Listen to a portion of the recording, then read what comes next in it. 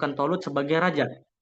Meskipun demikian, umat tersebut menolak Tolut karena alasan ia bukanlah keturunan bangsawan dan tidak memiliki kekayaan, serta mereka lebih berhak memerintah. Namun, Nabi menegaskan bahwasannya petunjuk Tolut sebagai raja itu bukanlah keputusan atas Nabi, tapi keputusan Allah.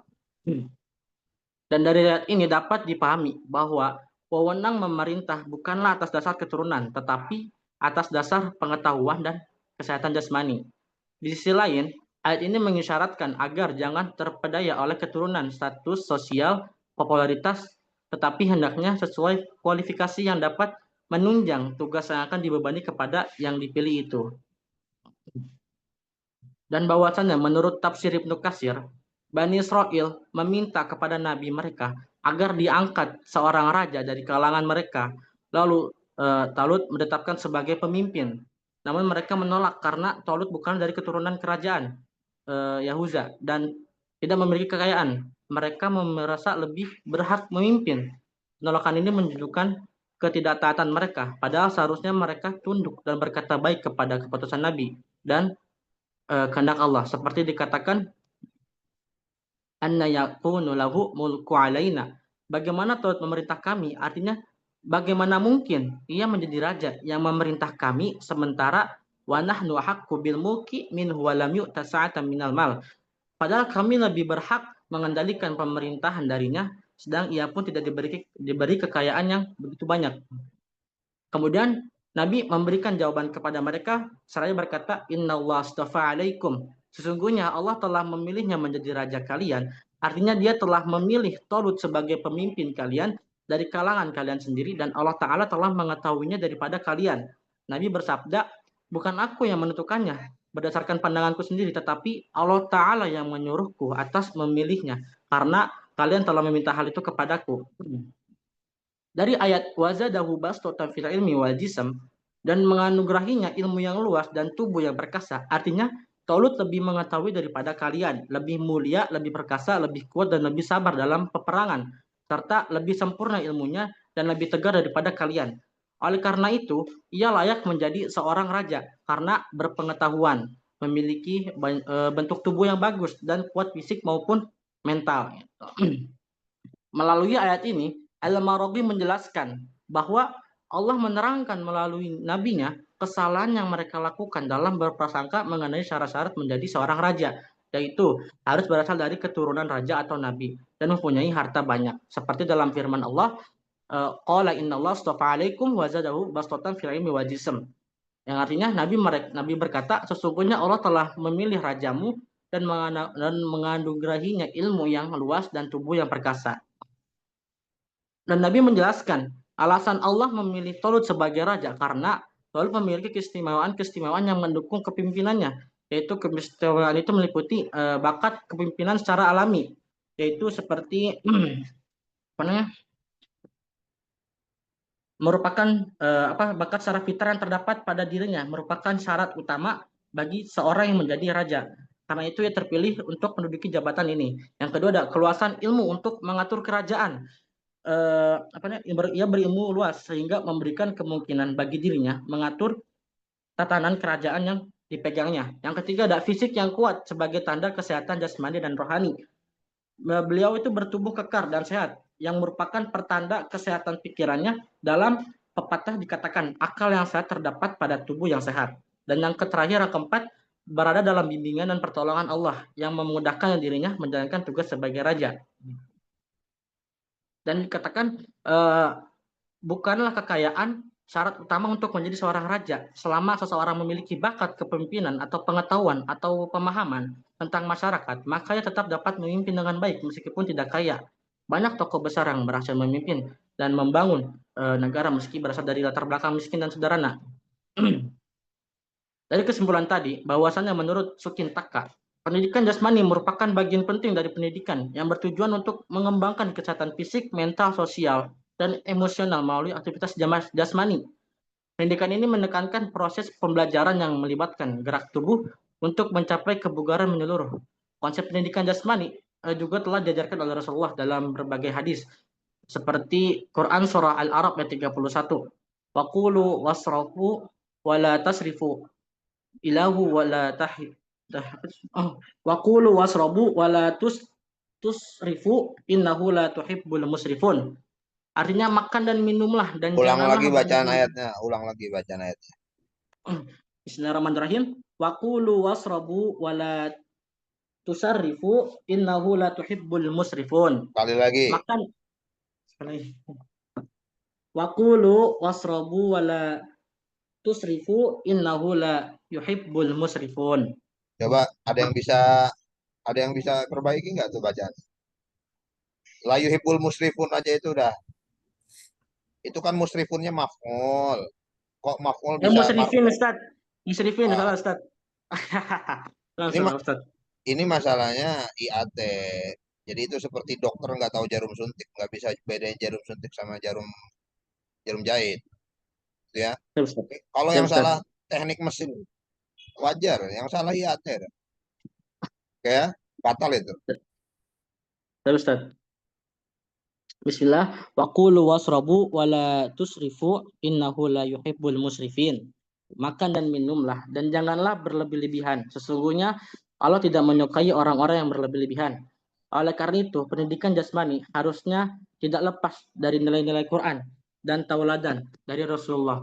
Di mana seorang pendidik apapun profesi, pendidik itu harus memiliki jasmani yang sehat dan kuat.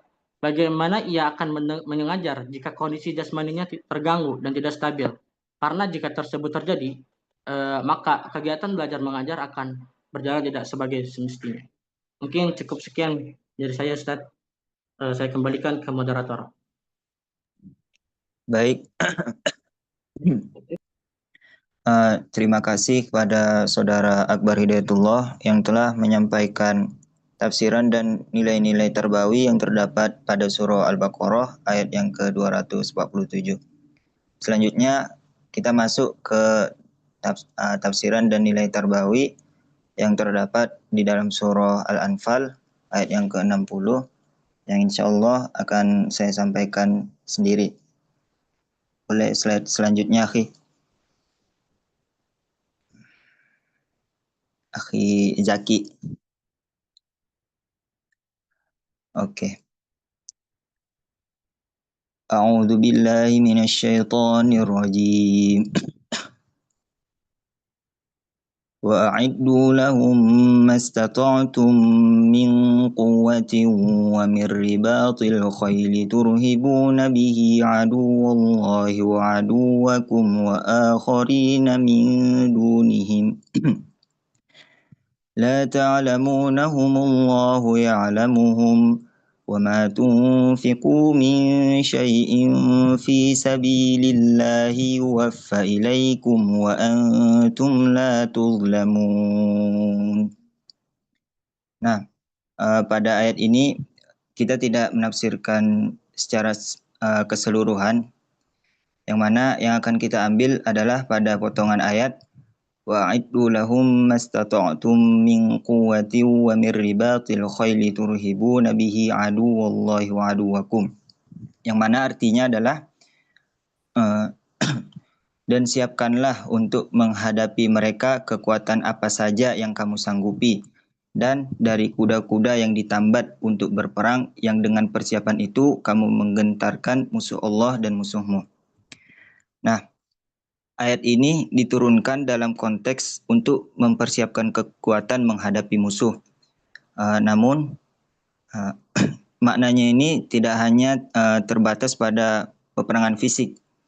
Kata kuwah di sini yang berarti kekuatan dalam ayat ini dimaknai secara umum oleh banyak mufasir, termasuk Imam Ibnu Katsir, sebagai segala bentuk kekuatan. Nah, jadi tidak cuma satu kekuatan yang terdapat dari tafsiran penggalan kata tersebut. Kekuatan ini mencakup seperti kekuatan iman, kekuatan ilmu, kemudian kekuatan ekonomi dan teknologi, dan yang paling penting dan relevan adalah kekuatan jasmani atau fisik. Dari ayat ini kita dapat mengambil beberapa nilai-nilai terbawi yang sangat penting. Di antaranya itu adalah latihan fisik sebagai bentuk ibadah.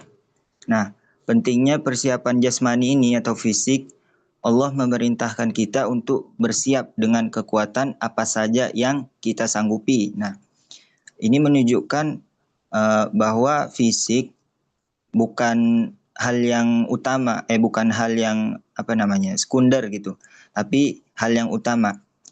Yang mana seorang muslim yang kuat secara jasmani akan lebih siap menghadapi tantangan, siap menjaga agama, dan siap untuk memberi manfaat bagi umat.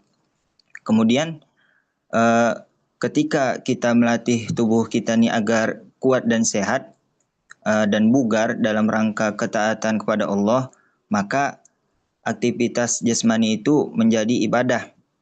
Dan olahraga dan fisik itu tidak hanya untuk kesehatan, tapi bagian dari tanggung jawab spiritual. Seperti halnya yang telah Nabi sampaikan, beliau menyuruh kita untuk berolahraga seperti berenang, berkuda, dan memanah. Kemudian latihan fisik ini juga dapat membangun karakter kita. Olahraga dan pendidikan jasmani ini dapat melatih kedisiplinan, kemudian tanggung jawab, keberanian, kerjasama, dan pengendalian diri. Ini semua adalah karakter penting dalam Islam. Contoh implementasi atau contoh nyata dalam kehidupannya itu banyak tantangan fisik dan mental yang dihadapi oleh umat Islam. Kita harus sadar gitu bahwa tubuh yang sehat akan menunjang ibadah dan aktivitas sosial kita. Maka dari itu penting bagi pengajar untuk memberikan pelajaran gitu kepada anak-anak betapa pentingnya pendidikan jasmani, dan orang tua juga bisa menjadikan olahraga sebagai aktivitas yang bernilai ibadah. Mungkin sekian. Selanjutnya kita masuk ke kesimpulan, yang mana beberapa poin penting yang sudah kami sampaikan ini. Yang pertama ada Al-Quran itu sangat mendorong umat Islam untuk memiliki kekuatan jasmani. Yang mana ini bukan hanya untuk bertahan secara fisik, tapi juga untuk mendukung perjuangan agama dan menjalankan tanggung jawab secara sosial. Kemudian, kesehatan dan kekuatan fisik bukan tujuan akhir, tapi alat untuk mencapai ketaatan yang optimal. Sebagai seorang muslim yang kuat, kita nih harus memiliki raga yang sehat gitu, agar ibadahnya juga tenang gitu, juga nikmat gitu ibadahnya. Kemudian seorang muslim yang kuat lebih dicintai Allah daripada yang lemah selama kekuatannya digunakan dalam jalan kebaikan. Kesimpulannya nilai tarbawi yang dapat kita ambil dari surah Al-Baqarah dan Al-Anfal tadi, yakni memberikan dasar yang kuat bagi kita untuk menjadikan pendidikan jasmani sebagai bagian dari pendidikan karakter dan spiritual, yang mana kita tidak hanya membentuk tubuh yang sehat, tetapi juga jiwa yang disiplin, sabar, dan bertanggung jawab. Maka dari itu olahraga ini bukan sekedar rutinitas duniawi gitu, bukan sekedar buat kelihatan hebat gitu, biar kuat gitu, biar nggak ada yang berani sama kita. Namun apabila kita menjadikannya sebagai bentuk ibadah yang menumbuhkan pribadi muslim yang utuh, maka itu semua akan mendapatkan pahala di sisi Allah Subhanahu wa taala. Mungkin demikian presentasi dari kami. Semoga apa yang kami sampaikan ini dapat menambah wawasan bagi teman-teman semua. Lebih dan kurangnya kami mohon maaf. Selanjutnya kami buka sesi tanya jawab. Apabila ada teman-teman yang ingin bertanya atau ingin menambahkan, kami persilakan.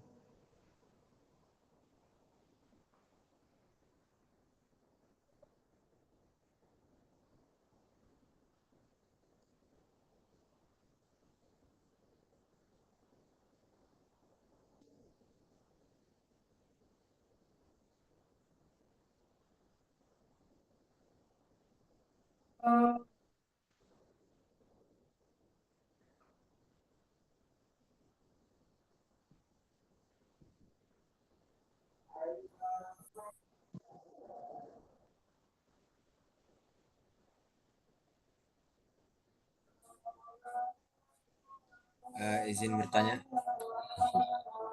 Boleh, Saudara Zaki. Oke, bismillahirrahmanirrahim. Eh, Alhamdulillah untuk pembahasan kali ini itu pendidikan jasmani ya. Jadi di mana tentang kekuatan jasmani atau olahraga pelatihan fisik ya. Itu memberikan nilai-nilai pembelajaran dalam kehidupan. Tapi eh, dalam realitas pendidikan yang pernah saya alami ya waktu sekolah SMA atau SMP pun itu olahraga hanya sekedar kayak eh, tahu aja gitu loh. Jadi hanya untuk pembugaran agar sehat aja. Jarang tuh didapati kalau misalnya olahraga tuh untuk melatih kedisiplinan, melatih kesabaran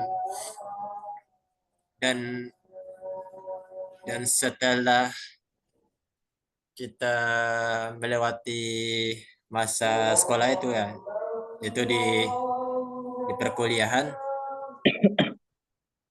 untuk pendidikan jasmani ini kurang saya perhatinya, kurang diperhatiin gitu loh. Jadi hanya kesadaran individu aja untuk jasmani ini, yang peduli ya peduli untuk kesehatannya, yang nggak peduli ya sekalinya aja gitu. Jadi bagaimana pemateri memandang problematika seperti ini? Mungkin ada solusinya atau ingin menanggapi? Tafadhol. Oke, syukron atas pertanyaannya. Ya.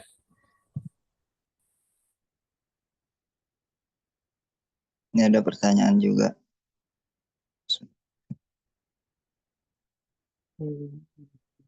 Mungkin Saudara Akbar.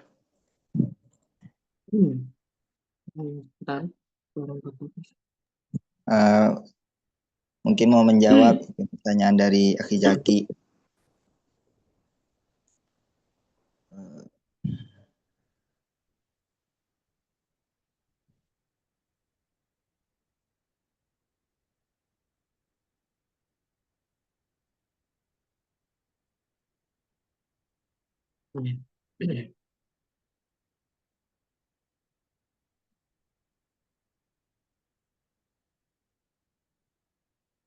Oh, ini ada pertanyaan dari Akhirian. Seperti yang dijelaskan oleh pemakalah bahwa pemimpin itu harus memiliki dua kelebihan, jasmani dan ilmu. Seorang tokoh Palestina pendiri Hamas yang lumpuh dan hampir buta, beliau bisa memimpin dan melahirkan para komandan yang tidak hanya terampil berperang, tapi juga ahli ilmu agama seperti hafiz Quran dan banyak murid beliau yang menjadi orang besar dan kontribusinya melawan Zionis. Bagaimana kaitannya dengan ayat yang tadi dibawakan oleh pemakalah, sedangkan beliau tidak memiliki fisik atau jasmani yang sempurna?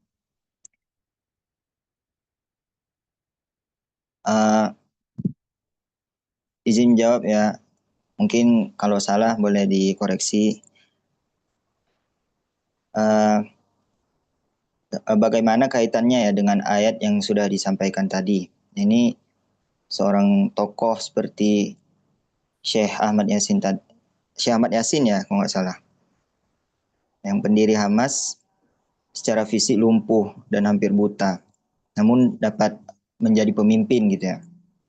Nah, seperti yang sudah saya sampaikan tadi, di dalam surah Al-Anfal ayat yang ke-60, makna kekuatan dalam Al-Quran itu bersifat luas, nggak cuma satu gitu. Yang di dalam kata min quwwah itu atau kekuatan, memang bisa dimaknai sebagai kekuatan jasmani. Tapi para mufasir juga seperti yang saya sebutkan tadi juga menjelaskan itu tuh mencakup seperti kekuatan spiritual, kemudian ilmu, strategi, kepemimpinan dan moral. Walaupun beliau lumpuh, namun kekuatan visi, iman, ilmu dan mungkin karena pengaruh sosial beliau juga sangat besar, makanya beliau dapat melakukan hal tersebut gitu. Beliau tuh karena beliau memiliki kekuatan visi, iman, ilmu yang sangat besar, beliau tuh dapat membangkitkan gitu semangat jihad dan pendidikan dalam generasi muda Palestina, yang mana beliau melaksanakan ayat ini melalui pengaruh beliau gitu, pengaruh yang sangat besar gitu. Mungkin sekian saja dari saya. Apabila Saudara Akbar mungkin mau menambahkan atau menjawab dari pertanyaan Akhi Jaki. Untuk pertanyaan Zaki tadi gimana pertanyaannya Bang Zaki? Bagaimana apa tadi?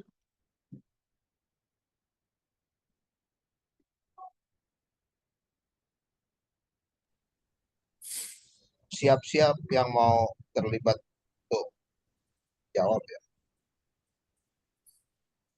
Tadi lebih kurang pertanyaan Akhi Zaki itu, sekarang kan kita nih sedang dalam masa kuliah yang mana pendidikan jasmani itu tergantung individu masing-masing gitu. Kalau mau yang ngelakuin, yang mau ngerjain, kerjain, yang enggak gitu kan. Nah, bagaimana cara mengatasi problematikanya itu di masa sekarang ini gitu ya, Akhi Zaki ya? Ya, jadi Kalau pendidikan ya. kalau pendidikan jasmani penting, kenapa pas kuliah nggak ada? Itu kan Ya, Nah, satu. simple ya. Ya, simple itu.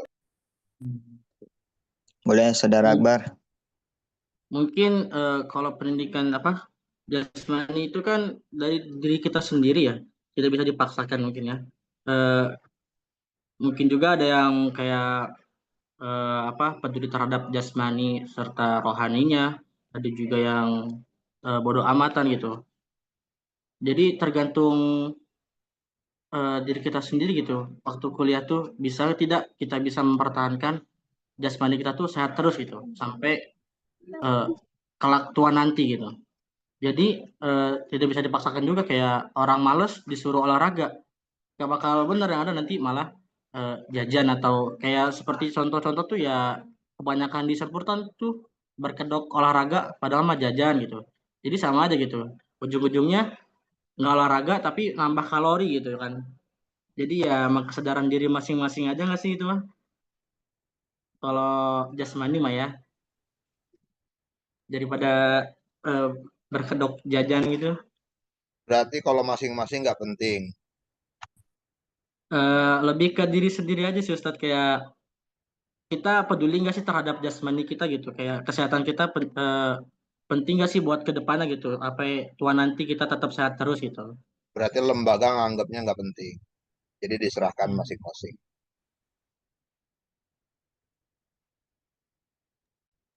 Berarti lembaga bertentangan dengan ayat.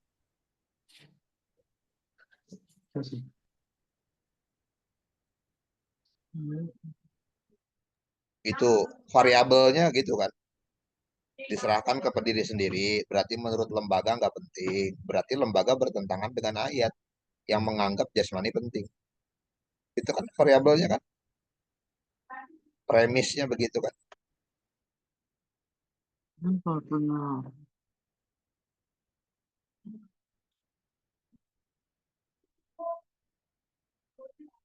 Siapa saja boleh merespon ya.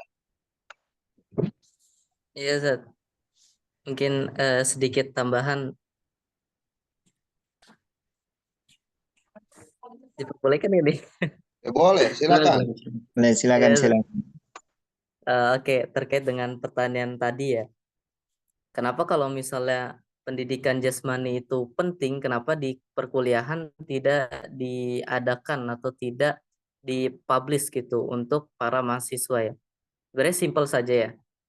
Ketika ketika kita masa SD, SMP, SMK itu adalah masa-masa tarbiyah kita. Kita itu masih lugu, kita itu masih ikut-ikut FOMO. Makanya oleh karena itu pendidikan di bawah perkuliahan itu biasanya mendidik kita terlebih dahulu, yang mana kita itu disuruh olahraga, dikasih jadwal ya, supaya kita tekuni. Nanti pas kita udah bisa berpikir secara lebih matang lagi, kenapa sih kita harus olahraga? Nah itu ketika di masa-masa perkuliahan, kita seharusnya udah bisa mikir dong, olahraga itu penting buat kita untuk kedepannya. Maka tidak perlu untuk diingatkan lagi, itu masuk ke dalam kesadaran diri kita masing-masing gitu, kurang lebihnya. Iya, berarti lembaga nggak peduli. Kalau nggak olahraga, ya urusan masing-masing. Berarti lembaga bertentangan dengan ayat. Ayat nganggap itu penting, lembaga nganggap itu nggak penting.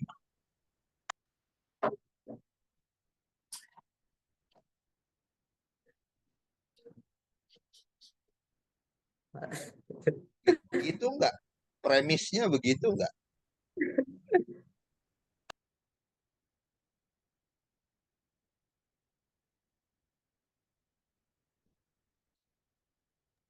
Silakan, silakan, silakan. Bebas, bebas. Responnya bebas.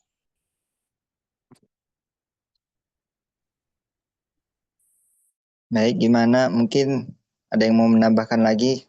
Akhi Faris, gimana Akhi Faris?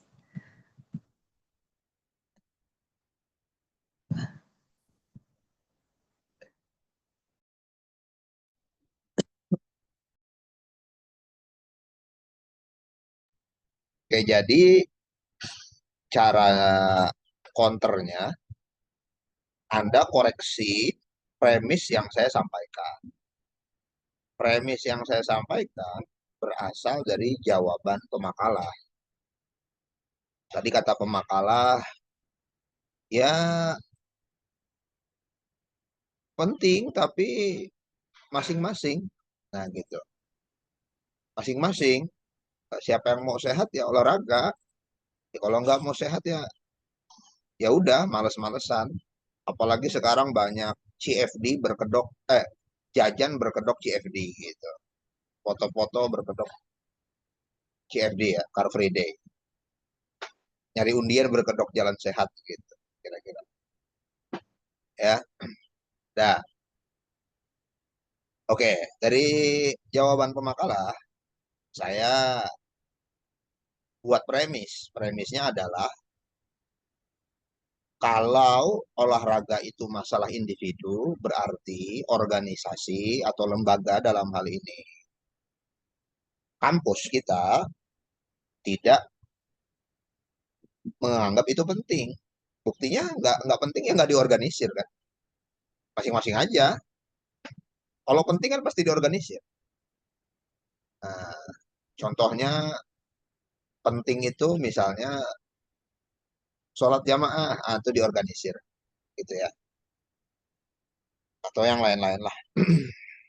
Nah, karena organisasi nganggapnya nggak penting, berarti organisasi atau lembaga itu bertentangan dengan Al-Quran. Karena pemakalah sampaikan, pendidikan jasmani menurut Quran itu penting. Menurut Quran penting, menurut lembaga nggak penting. Kesimpulan akhirnya, lembaga memiliki kepentingan yang berbeda dengan kepentingan Quran. Jadi lembaga ini nggak sesuai dengan Quran. Itu kan kesimpulan. Nah, bagaimana cara counternya? Anda bongkar aja premisnya. Bener nggak premisnya begitu? Atau ternyata premisnya itu kesimpulannya salah.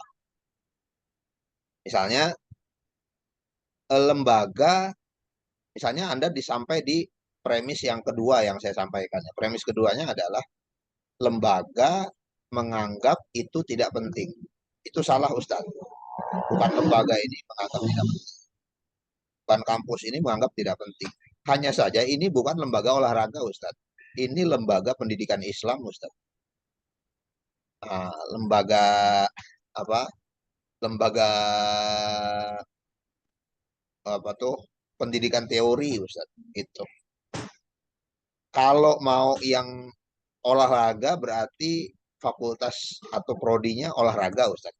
Nah, gitu.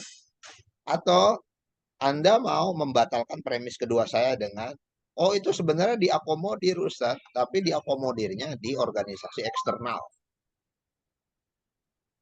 Nah, di organisasi eksternal, dan misalnya di organisasi eksternal itu siapa yang terlibat dalam organisasi eksternal dapat nilai tambah misalnya. Nah, gitu ya. Nah, nilai tambah adalah bukti bahwa lembaga ini memperhatikan keaktifan mahasiswa dalam bidang jasmani. Nah, itu berarti kita mau membongkar premis yang disampaikan. Nanti dalam diskusi-diskusi atau debat-debat, Anda akan saksikan tuh premis-premis itu. Orang yang sudah terbiasa untuk berdiskusi itu sangat pandai untuk membuat premis itu. Kalau Anda sampaikan penjelasan, kalau ditangkap premisnya oleh lawan bicara Anda, tuh Anda bisa disekakmat langsung tuh, ya, dengan premis Anda. Maka Anda harus perhatikan premisnya, di bagian mana premis itu yang menurut Anda keliru. Nah, kalau premis keduanya misalnya kita bongkar, berarti ya nggak ada premis ketiga, karena premis keduanya ya sudah kita bongkar. Premis ketiganya kan berarti lembaga ini bertentangan dengan Quran. Atau premis ketiganya adalah Quran sangat memperhatikan pendidikan jasmani. Kesimpulan akhirnya adalah berarti lembaga bertentangan dengan Quran. Nggak ada, nggak ada. Nggak ada, kesimpulan itu nggak akan ada. Kenapa? Karena udah dibongkar kan. Gitu ya. Di UNJ ada tuh prodi olahraga. Gitu ya. Prodi olahraga. Baik.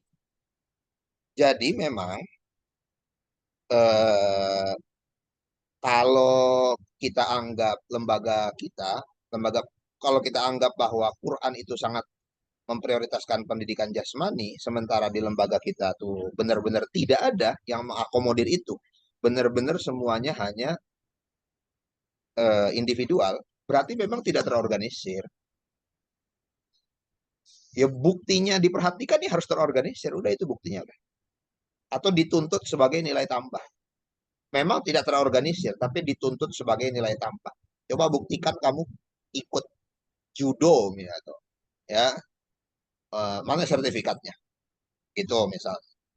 Atau mahasiswa ulil albab ini setiap Jumat itu wajib olahraga misalnya.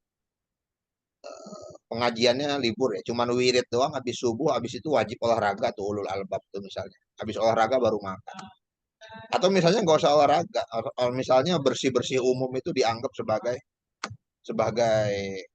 treatment, ya, sebagai treatment gerak, nah, gitu. Ya apa aja, bentuknya apa aja, silakan. Yang penting badan itu bergerak. Tapi kalau itu nggak diorganisir secara khusus atau tidak ada tuntutan nilai tambah dari aktivitas fisik, ya berarti harus diakui tidak ada, ya, tidak terlalu memperhatikan dan tidak menganggap itu penting, kayak gitu ya. Tapi Quran menganggap itu penting. Oke, saya mau langsung aja karena waktu kita terbatas. Eh, apakah pemimpin itu harus sehat jasmaninya? Dalam konteks Tolut itu pemimpin perang. Jadi coba Anda baca berkali-kali kisah Tolut ini. Ini saya akan ingatkan Anda berkali-kali. Tolong kuatkan materi Quran. Dimulai dengan materi kisah-kisah karena itu sangat mudah untuk diingat. Karena Anda IAT, siapa lagi yang mau lebih dalam pemahamannya tentang Quran kecuali mahasiswa IAT? Nggak ada lagi udah. Ya. Mahasiswa apa? KPI? Hah? Mahasiswa mana? Kalau bukan IAT. Gitu ya. Nah, jadi dalam konteks Tolut, itu pemimpin perang. Di era Tolut, itu ada nabi, namanya Nabi Samuel kan. Wa qala lahum nabiyuhum. Ya. Alam tara ilal mala'i min bani Israila idh qalu linabiyyin lahum mub'ats lana malikan nuqatil fi sabilillah. Elit-elit Bani Israel itu datang kepada Nabi untuk minta diangkat seorang pemimpin perang. Nah, ada Nabi waktu itu namanya Nabi Samuel. Nah, Nabi Samuel itu kenapa bukan Nabi Samuel aja yang mimpin? Ya mudah jawabannya, karena memang Nabi Samuel itu bukan Nabi yang tugasnya pemimpin perang, panglima. Karena Nabi tugasnya banyak kan. Ada Nabi bahkan yang nggak punya umat, ya. Ada Nabi yang nggak punya umat. Ada Nabi yang umatnya dikit. Ada Nabi yang umatnya banyak. Nah ini bukan Nabi perang. Kalau Rasulullah SAW itu ya Nabi dan panglima. Nabi siapa lagi? Nabi Daud ya panglima. Nah, ada Nabi yang enggak. Ada Nabi yang politisi, raja, Nabi Yusuf gitu kan. Itu Nabi politisi. Nah, maka butuh tokoh lain untuk menjadi panglima. Dalam hal ini adalah Tolut. Karena dia adalah tugasnya untuk perang, maka dibutuhkan kekuatan fisik. gitu ya. Jadi imam sholat yang dibutuhkan bacaannya bagus, nggak perlu otot gede gitu kan. Pas dia takbir Allah Akbar gitu, tunjukin ototnya gitu, nggak perlu kan. Nah, jadi pas dia takbir tuh makmumnya pada moto tuh, ya. Nah itu. Jadi kesimpulan lainnya adalah selain pendidikan jasmani itu penting, kesimpulan lainnya dalam kepemimpinan yang dibutuhkan adalah skill yang berkaitan. Kalau pemimpin perang ya berarti jasmani. Kalau bukan pemimpin perang ya berarti yang lain. Tapi syarat mutlaknya adalah ilmu tadi kan. Bastotan fil ilmi wal jismi. Oke, kemudian yang kedua. Apakah jasmani itu penting? Penting. Karena nanti dalam riwayat yang lain dikatakan oleh Nabi, al-mu'minul qawi ahabbu ilallah minal mu'min ad-dha'if. Mukmin yang kuat itu lebih dicintai Allah daripada mukmin yang letoy gitu. Tawaf butuh fisik ya, haji butuh fisik. Butuh tuh. Maka coba tuh jalan ke masjid naik turun tuh bagus ya. Alhamdulillah ya masjid UIK ada tangganya, itu sehat itu bagus. Apa kakinya dilatih. Saya jalan dari apa? Dari FAI ke MKWU itu jalan kaki. Alhamdulillah tuh dapat kesempatan jalan kaki. Karena sekarang kita ke Indomaret aja tuh naik motor. Maka kalau kita dapat kesempatan jalan kaki itu alhamdulillah. Itu penting loh ya. Karena otot kaki kita tuh kalau nggak dilatih tuh lama-lama tuh kropos, melemah, mengecil. Jadi kapan kamu dapat kesempatan jalan kaki itu jalan kaki lah. Dan bersyukurlah, nikmati itulah. Jadi nggak perlu tuh istilah CFD itu jalan aja ke masjid. Muter aja puterin UIK masuk masjid. Pulangnya cari anak yang lain gitu loh. Sekali-kali ya sholatnya tuh di luar UIK gitu. Sholat subuhnya tuh di luar gitu. Bangunnya jam 4 terus cari masjid yang di luar UIK tuh jalan. Pulang-pulang bawa nasi uduk. Nah jadi nggak perlu nunggu waktu Car Free Day, itu nggak perlu. Itu kan gimmick-gimmick aja itu. Tren-tren aja itu. Sehari-hari itu udah bisa. Itu ya naik turun tangga di Ulul Albab. Atau turun tangga di UIK. Itu bagus itu. Jadi kalau perlu ya dosen-dosen 50 ke atas itu memang udah aja ini apa dikasih kelas di lantai 4 tuh ya nggak apa-apa sebenarnya supaya supaya supaya kepake tuh kakinya gitu nggak apa-apa gitu ya. Coba nonton itu ya, nonton Adera ya. Adera itu naruh ibunya di lantai 2. Nah, ya, tapi ya masing-masing aja lah ya gitu. Nah, itu pentingnya jasmani. Oke, kita kira cukup ya karena ini udah jam 9.28. Setelah ini jam 19.30 ya. Iya. Ya, Ustaz. Iya, Ustaz. Oh, oke. Kita kira cukup lah ya. Oh, tolong didokumentasi yang diskusi semuanya itu. Yang bertanya, yang ikut merespon di dokumentasi. Juga di screenshot sudah. Sudah, Ustaz. Oke, baik. Jangan sampai ada dokumentasi yang tertinggal ya. Jadi nama-nama yang bertanya tuh semuanya. Oke gitu. Terima kasih. Assalamualaikum warahmatullahi wabarakatuh. Waalaikumsalam warahmatullahi wabarakatuh. Warahmatullahi Jazakumullah khairan. Hadit, hadir cuy. Bahkan selalu hadir. Lanjut. Ini yang masak kok yang makan dah. Mus biar ada backgroundnya gimana dah?